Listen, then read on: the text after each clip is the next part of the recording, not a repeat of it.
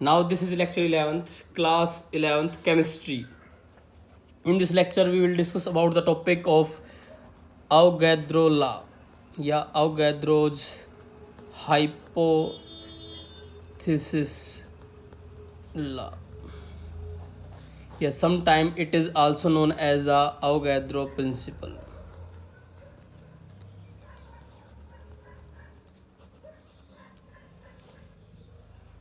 ये दोनों नाम इसी के भाई, अवोगाद्रो लॉ भी बोल देते हैं, अवोगाद्रो हाइपोथेसिस लॉ भी बोल देते हैं, अवोगाद्रो प्रिंसिपल भी बोल देते हैं। इससे पहले जो हमने लॉ पढ़े थे वॉल्यूम के रिगार्डिंग, वॉल्यूम रिलेशनशिप के, हमने एक लॉ पढ़ा था गे-लुसेक लॉ, जो हमारा लास्ट लॉ था वॉल्यूम के रिगार्डिंग। अवोगाद्रो लॉ भी क्या है, वॉल्यूम के रिगार्डिंग है। इससे पहले हमने क्या पढ़ा था भाई कि गे-लुसेक लॉ ने बताया था कि gases always combine with each other in a simple ratio by volume, यानी गैसेज एक दूसरे से कंबाइन होती हैं एक सिंपल रेशियो में एक वॉल्यूम के द्वारा। क्लियर, ये बताया था हमें किसने, गे-लुसेक्स ने। क्या बताया था भाई, गे-लुसेक्स ने अपने लॉ में हमें बताया था जो गैसेज कंबाइन होती हैं with each other, they combine with in a simple ratio या whole ratio by their volume. किसके द्वारा, उनके वॉल्यूम के द्वारा। क्लियर ना। लेकिन डाल्टन की एटॉमिक थ्योरी क्या कहती है कि elements combine with one another in a simple whole number atomic ratio to form compounds. किसी साथ, एटम की रेशियो के साथ। मान लीजिए जैसे कार्बन डाइऑक्साइड कंबाइन होती है तो उसके अंदर एक कार्बन का एटम और दो ऑक्सीजन के एटम होते हैं। क्लियर ना। उसने क्या था, on the basis of their atoms. लेकिन गे-लुसेक्स ने क्या बताया था, on the basis of their volume. उसके बाद अवोगाद्रो एक स्वीडिश केमिस्ट थे, स्वीडिश देश के थे भाई, जिन्होंने इन दोनों कंबाइन किया। उन्होंने गे-लुसेक्स लॉ की बात को भी माना और डाल्टन की थ्योरी को भी माना। उसने गे-लुसेक्स लॉ और डाल्टन थ्योरी दोनों को कंबाइन करते हुए एक नया लॉ बनाया जिसका नाम रखा गया था अवोगाद्रो हाइपोथेसिस लॉ। क्या नाम रखा था भाई, अवोगाद्रो हाइपोथेसिस लॉ। उसने क्या बताया, according to this law, according to this law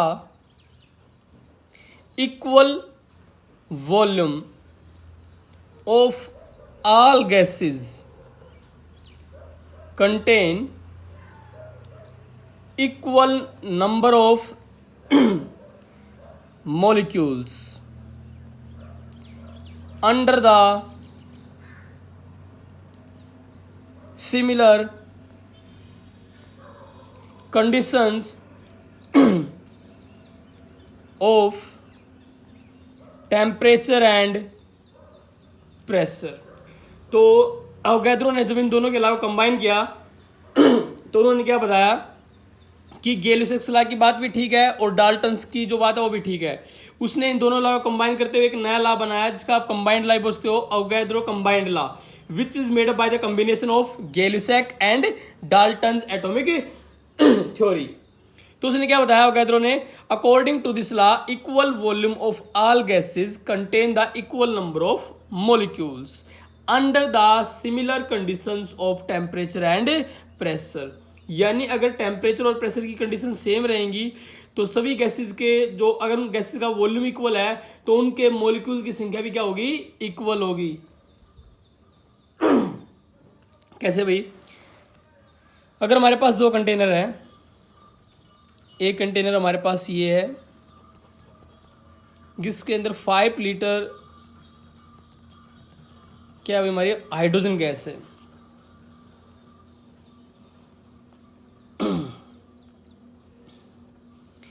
दूसरा कंटेनर ये है भाई हमारा जिसके अंदर कौन सी गैस है भाई, नाइट्रोजन। कितनी है वो भी, 5 लीटर। तो दोनों का वॉल्यूम क्या है, सेम है। अगर इनका टेम्परेचर और प्रेशर भी क्या है, सेम है, अगर both contain temperature and pressure also contain same and they have the equal volume at that time the molecules of hydrogen is equal two molecules of nitrogen. यानी हाइड्रोजन के molecules equal होंगे किसके molecules के भाई, nitrogen के molecules से। दोबारा ध्यान दे, जब स्टार्टिंग में गे-लुसेक्स ने बताया था कि जो गैसेज होती हैं वो कंबाइन होती हैं एक दूसरे के साथ एक सिंपल रेशियो में बाय देयर वॉल्यूम। उसके बाद डाल्टन ने बताया, डाल्टन ने अपनी एटॉमिक थ्योरी में elements combine with each other in a simple ratio by their atoms to convert into the form of compounds. तो उसके पास एक न्यू साइंटिस्ट आए अवोगैद्रो, एक स्वीडिश केमिस्ट थे जिन्होंने इन दोनों लॉ को कंबाइन किया. उन्होंने गैलियो-6 लॉ को कंबाइन भी किया और डाल्टन को एक नया लॉ बनाया जिसका नाम रखा गया अवोगैद्रो प्रिंसिपल या अवोगैद्रो हाइपोथेसिस लॉ या अवोगैद्रो कंबाइंड लॉ. उसने क्या किया, दोनों की चीजों को कंबाइन कर लिया, गैलियो-6 की भी और डाल्टन की भी. उसने बताया आप दोनों की बात ठीक है और उन दोनों की बातों को कंबाइन करते हुए उसने एक लॉ का निर्माण किया और उसके द्वारा उसने क्या थ्योरी बनाई कि according to this law equal volume of all gases always contain equal number of molecules under the similar conditions of temperature and pressure. Clear. तो दो गैसेस अलग अलग ले ली उन्होंने कंटेनर के अंदर, एक कंटेनर में हाइड्रोजन गैस, एक कंटेनर में नाइट्रोजन गैस. दोनों का वॉल्यूम क्या था, फिक्स था, सेम था, टेम्परेचर और प्रेशर की कंडीशन भी क्या थी, सेम थी. तो उसने क्या पाया, जो मॉलिक्यूल्स हैं वो हाइड्रोजन के वो इक्वल है मॉलिक्यूल्स ऑफ नाइट्रोजन. क्लियर भाई. After then applications of the Avogadro law. इस लॉ की एप्लीकेशंस क्या क्या हुई, एप्लीकेशंस ऑफ अवोगैद्रोज लॉ. पहली एप्लीकेशन क्या हुई, फर्स्ट जो एप्लीकेशन थी, it is helpful to calculate the atomicity of elementary gases. पहला पॉइंट क्या था भाई कि ये जो लॉ था ना, it is helpful to check out the atomicity of elementary gases. यानी ये लॉ हेल्पफुल था एटोमिसिटी चेक आउट करने के लिए एलिमेंट्री गैसेज की. अब दोनों टर्म न्यू आई हमारे पास, एक तो एटोमिसिटी क्या होती है, एक एलिमेंट्री गैसेज क्या होती हैं. आपको इन दोनों के बारे में बताते हैं वन बाय वन. पहले बात करते हैं एटोमिसिटी. एटोमिसिटी क्या होती है, the total number of atoms present into a single substance. भाई एक मॉलिक्यूल के अंदर जितने एटम प्रेजेंट है वो क्या कहलाती है, उसकी atomicity. The total number of atoms present into elementary substance और a single molecule is known as the atomicity. चलिए ना भाई, कितने एटम प्रेजेंट है किसी एलिमेंट्री सब्सटेंस के अंदर वो क्या कहलाती है, उसकी एटोमिसिटी. और एलिमेंट्री गैसेज क्या होती हैं, ध्यान दे, हाइड्रोजन भी एक गैस है, नाइट्रोजन भी एक गैस है, क्लोरीन भी एक गैस है, ओजोन भी गैस है, कार्बन डाइऑक्साइड भी गैस है, अमोनिया भी गैस है. लेकिन carbon dioxide and ammonia they are made up by two atoms. Carbon dioxide carbon और ऑक्सीजन से, ammonia made up by the nitrogen and hydrogen से. लेकिन बाकी gases hydrogen, nitrogen, chlorine, oxygen all of are made up by a single atom. तो these are known as elementary gases. Elementary gases क्या होती हैं, which are made up by one atom. ऐसी gases जो केवल एक ही एटम से बनी है, जैसे hydrogen, helium, neon, argon, krypton, xenon, radon, nitrogen, fluorine, chlorine, bromine, iodine, ozone. These are known as the elementary gases because they are made up by single atom. लेकिन कार्बन डाइऑक्साइड दो atom से, carbon oxygen, ammonia, nitrogen and hydrogen, ammonium hydroxide, sorry ये हमारी क्या थी, carbon monoxide gas CO made up by carbon and oxygen atom. इस प्रकार से, या नाइट्रस ऑक्साइड या nitrogen dioxide NO2, nitrous oxide NO, dinitrogen tetraoxide N2O4. These gases are made up by two और more atoms. Sulfur dioxide, sulfur trioxide, but these gases are made up by two or more atoms, due to which they are not count as elementary gases. clear. ये elementary gas नहीं है. elementary gas कौन सी हमारी, ये है. दोबारा ध्यान दे, तो अवोगैद्रो लॉ की एप्लीकेशन क्या है, पहला पॉइंट क्या है, it is helpful to check out the atomicity of elementary gases. यानी एलिमेंट्री गैसेज की एटोमिसिटी कैलकुलेट करने के काम आता है. जैसे हाइड्रोजन की एटोमिसिटी कितनी है भाई, कितने एटम है, 2, तो इसकी एटोमिसिटी कितनी हो जाएगी, 2. नाइट्रोजन 2, क्लोरीन 2, ओजोन की 3. तो इस प्रकार से ये इनकी क्या है, एटोमिसिटी है. तो पहला पॉइंट क्या है, it is helpful to calculate या to check out the atomicity of elementary gases. Second point, it is helpful to find out the relationship between molecular mass and vapor density of gas. Molecular mass and vapour density of gas. Vapour density को है ना sometime it is also known as the relative density. क्या बोलते हैं? Vapour density बोल दो आप इसको, या रिलेटिव डेंसिटी। क्या बोलते हैं? रिलेटिव डेंसिटी, वेपर डेंसिटी या रिलेटिव डेंसिटी। आपको याद होगा रिलेटिव डेंसिटी पढ़ी है, हो गया अपने 9th क्लास के अंदर। रिलेटिव डेंसिटी क्या होती है? Density of the gas divided by the density of hydrogen. Clear ना? उससे निकालते हैं डेंसिटी ऑफ द गैस जिसकी निकालनी हो, divided by density of hydrogen, क्योंकि डेंसिटी ऑफ हाइड्रोजन कितनी होती है? स्टैंडर्ड मानते हैं। क्लियर? तो इसकी रिलेशनशिप निकालने में किसकी? Molecular mass. मोलिकुलर मास क्या होता है? 2 multiply vapour density, 2 multiply vapour density या रिलेटिव डेंसिटी। अगर किसी सब्सटेंस का मोलिकुलर मास निकालना हो और उसकी वेपर डेंसिटी आपको दे रखी हो तो उसको किससे मल्टीप्लाई कर देंगे भाई? Multiply by 2। तो रिलेशनशिप क्या है मोलिकुलर मास और वेपर डेंसिटी का? Molecular mass is always equal to 2 times of the vapour density. Vapour density कितना होता है? 2 टाइम्स होता है। Third point, last applications. It is helpful to calculate the relationship between mass and volume of a gas. Mass and volume of a gas के बीच relationship. अगर हमें किसी gas का मास निकालना हो, मास ऑफ गैस, जिसको आप क्या बोल सकते हो? मोलिकुलर मास ऑफ गैस ही बोल सकते हो, मोलिकुलर मास। ये कितना होता है भाई हमारा? 22.4 litre mass of the gas, mass of gas. अब ये 22.4 लीटर क्या है? इसको बोलते हैं GMV। क्या बोलते हैं इसको भाई? GMV, ग्राम मोलिकुलर वॉल्यूम। ग्राम मोलिकुलर वॉल्यूम, ये आपके स्टैंडर्ड वैल्यू आपको हमेशा याद रखनी है। ग्राम मोलिकुलर वॉल्यूम यानी मास ऑफ द गैस कितना था भाई? मास ऑफ द गैस कितना था? 22.4 litre mass of the gas होता है, 22.4 लीटर, 22.4 लीटर।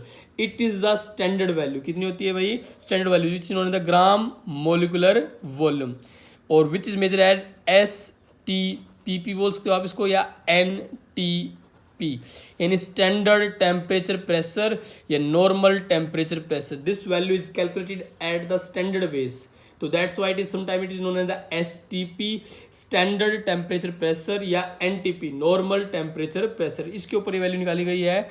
ये वैल्यू होती है 1 मोल होती है, 1 मोल के बराबर होती है 22.4, 22.4 लीटर। क्लियर भाई?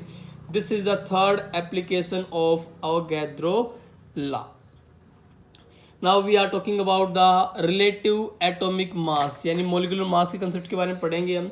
तो उसके अंदर जो पहला टॉपिक है वो हमारा क्या है भाई? Atomic mass. अब छोटी छोटी टर्म है ये हमारी। एटॉमिक मास, किसी भी एलिमेंट का एटॉमिक मास क्या होता है? यानी atomic mass of an element is the number of times of an atom of that element is heavier than atom of carbon is taken as 12। किससे निकालते हैं इसका? कार्बन से। और स्टैंडर्ड मास कितना होता है कार्बन का? 12। तो याद रखना है, इसी के आधार पर यूनिट बनाई गई थी AMU which is known as the atomic mass unit, atomic mass units। वैसे आप एटम के मास को क्या भी बोलते हो? The total mass of an atom is known as the atomic mass. Actual में डेफिनेशन क्या होती है? The atomic mass of an element is the number of times of an atom, जितने टाइम्स वो एटम है प्रेजेंट। जैसे ozone में कितने टाइम होता है? 3 टाइम ऑक्सीजन, ऑक्सीजन के अंदर 2 टाइम ऑक्सीजन एटम, नाइट्रोजन में 2 टाइम नाइट्रोजन एटम, हीलियम में 1 टाइम हीलियम एटम। क्लियर ना? डिपेंड करता है, जैसे नाइट्रोजन के अंदर 2 नाइट्रोजन के एटम है, ओजोन के अंदर 3 ऑक्सीजन के एटम है, हाइड्रोजन के अंदर 2 हाइड्रोजन के एटम है, नियोन गैस में 1 नियोन का एटम है, हीलियम गैस में 1 हीलियम का एटम है। इस प्रकार से दोबारा ध्यान दे, the atomic mass of an element is the number of times of an atom of that element is heavier than an atom of carbon taken as 12, क्योंकि कार्बन का एटॉमिक मास स्टैंडर्ड के लिए लेते हैं भाई हम 12 लेते हैं। फिर इसके बेस पे हमने निकाली क्या? एटॉमिक मास यूनिट, जो मेजर करने के काम आती है मास of elements. Atomic mass unit AMU ये कितनी होती है? 1/12 मास of an atom of carbon 12 isotopes, 1/12 होता है। कितना होता है? 1/12, 1/12 ऑफ कार्बन आइसोटोप्स। या आपको बता देता हूँ 1 AMU की वैल्यू ऐसे होती है 1.66 मल्टीप्लाई 10⁻⁻27 किलोग्राम। यह देखना the value of atomic mass unit AMU is equal to क्या होती है 1.66 मल्टीप्लाई 10⁻⁻27 किलोग्राम। अगर आप इसको ग्राम में लिखोगे तो 1.66 मल्टीप्लाई 10⁻⁻24 ग्राम। कई बार बुक्स में यहाँ पे 1.67 भी मिल सकता है, आपको कोई फर्क नहीं पड़ेगा उससे, क्लियर ना। This is the value of 1 AMU in kilograms and this value in grams, clear भाई। फिर इस एटॉमिक मास यूनिट को फर्दर चेंज किया गया, इस स्केल को AMU वाले स्केल को एटॉमिक मास यूनिट स्केल को चेंज कर दिया गया U के अंदर, और U का मतलब क्या होता है यूनिफाइड स्केल। क्या नाम रखा गया इसका, यूनिफाइड स्केल। जो पहला जो स्केल आया था किसी भी एलिमेंट का मास को, किसी भी एटम के मास को मेजर करने के लिए, वो क्या था AMU atomic mass unit, atomic mass unit, जिसको फर्दर चेंज किया गया U के अंदर यूनिफाइड स्केल, U के अंदर किसमें यूनिफाइड स्केल के अंदर। अब किसी भी एटॉमिक मास किसी भी एलिमेंट या किसी भी एटम के मास को मेजर करने के लिए एक इंस्ट्रूमेंट बनाया गया जिसका नाम रखा गया भाई मास स्पेक्ट्रोमीटर। क्या नाम रखा गया भाई, मास स्पेक्ट्रोमीटर। मास स्पेक्ट्रोमीटर क्या होता है, एक ऐसा इंस्ट्रूमेंट होता है, it is an instrument which is used to measure the atomic mass of elements. कहिए ना, मास स्पेक्ट्रोमीटर एक ऐसा इंस्ट्रूमेंट था, mass spectrometer it is an instrument which is used to measure the atomic mass of elements, चाहे वो isotopes हो चाहे वो और कुछ हो, उन सभी के मास को मेजर करने के लिए किसका यूज होने लगा भाई, मास स्पेक्ट्रोमीटर का। क्लियर।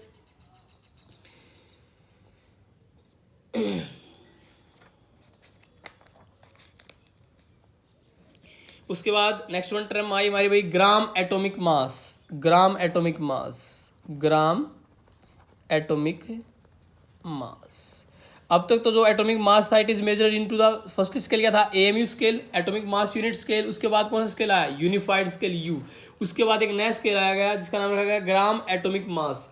यानी इसका मतलब क्या था, the atomic mass of an element represent in grams. किसी भी एटम के मास को रिप्रेजेंट करना किसके अंदर भाई, ग्राम्स के अंदर। क्या कहलाता है वो, gram atomic mass. The representation of an atomic mass of an element in grams, यानी the representation of the atomic mass of an element into the form of grams. Gram की फॉर्म में किसी भी एटम के मास को represent करना क्या कहलाया भाई, ग्राम एटॉमिक मास कहलाया। फॉर एग्जांपल ऑक्सीजन एटॉमिक का मास पहले क्या लिखते थे हम 16U, 16U। U का मतलब क्या था, यूनिफाइड स्केल। आजकल क्या लिखते हैं 16 ग्राम, 16G। That means it is a gram atomic मास। क्या है ये, ग्राम एटॉमिक मास। ऐसे ही दो टर्म हो रहा है हमारी, molecular mass, molecular mass, the representation of mass of a molecule into the form of U, unified scale की फॉर्म में। मोलिकुलर मास क्या होता है, U की फॉर्म होता है। The molecular mass of a substance is average relative mass of its molecule as compared with the atom of carbon 12 isotopes. किसके साथ कंपेयर करना है, कार्बन 12, क्योंकि कार्बन का स्टैंडर्ड मास कितना लिया गया था भाई, 12 लिया गया था। क्लियर ना। और molecular mass is represent into the form of U, unified scale की फॉर्म में। फॉर एग्जांपल अगर आपका एग्जांपल लेना, मान लिया हमारे पास क्या है भाई, सल्फर डाइऑक्साइड SO2। सल्फर का मास कितना होता है 32, ऑक्सीजन का 16, एटम कितने हैं 2, तो 32 प्लस 16 दूनी 32, 32 कितना होगा 64U। This is the gram molecular mass. क्या है ये, ग्राम मोलिकुलर, किसी भी मोलिकुलर मास। क्या है हमारा, मोलिकुलर मास, किसी भी मोलिक्यूल का मास। और एग्जांपल ले लो, मान लिया हमारे पास अमोनिया मोलिक्यूल है NH3, नाइट्रोजन का मास 14, एटम कितने हैं 1, हाइड्रोजन का 1, कितने एटम है 3, तो 14 और 3 17, 17U। ये क्या भाई हमारा मोलिकुलर मास। क्लियर भाई। उसके बाद बात करते हैं किसकी भाई हम ग्राम मोलिकुलर मास की। किसकी बात करें, ग्राम मोलिकुलर मास। ग्राम मोलिकुलर मास यानी the representation of mass of a molecule into the form of gram. Gram की फॉर्म में किसी मोलिक्यूल के मास को रिप्रेजेंट करना into the form of grams. क्या कहलाता है भाई हमारा, ग्राम मोलिकुलर मास। फॉर एग्जांपल हमने ऊपर अमोनिया का निकाला था NH3 का, कितना आया था भाई 17U। अगर इसको हम क्या लिखते हैं 17 ग्राम, तो ये क्या हो जाएगा हमारा ग्राम molecular mass of ammonia. Ammonia molecule का क्या हो जाएगा, ग्राम मोलिकुलर मास। सल्फर डाइऑक्साइड SO2 का क्या निकला था 64U। अगर इसको हम रिप्रेजेंट करते 64 gram, at that time it is a gram molecular mass of sulphur dioxide molecule. Clear? तो this topic is gram molecular mass. Next one topic है formula mass and gram formula mass. This topic we will discuss in our next lecture. Till then, take care. Thank you.